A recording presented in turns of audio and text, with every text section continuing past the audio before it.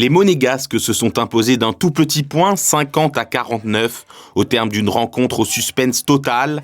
Malgré un début difficile au sol, les Monégasques ont su réagir avec caractère, plus solides au cheval d'arçon, aux anneaux, au saut de cheval, aux barres parallèles et à la barre fixe. Ils ont quasiment réalisé un sans faute sur 5 des 6 agrès et s'imposent avec la manière face à un adversaire de renom. C'est une rencontre qui s'est vraiment jouée dans la tête en fait. C'était les nerfs, on sait que c'est une rencontre qui est très longue, il y a 6 agrès, il y a 4 duels par agrès. Donc moi quand on perd les 4 premiers duels au sol, j'ai dit les gars c'est pas grave, il y a le temps de se refaire. Et puis on sait que les compétitions de début de saison, souvent il peut y avoir des craquages comme ils ont pu le faire. Et voilà, donc du coup on s'est dit on reste focus, on fait ce qu'on sait faire et on le fait le mieux possible. Et si ça nous sourit, tant mieux. Et aujourd'hui, ça nous a souri.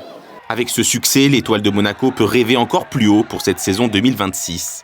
Les ambitions de base, c'était juste le maintien. Maintenant, en gagnant les 2 premiers matchs, peut-être qu'une bonne surprise nous arrivera dans 2 semaines. Le sort n'est plus entre nos mains.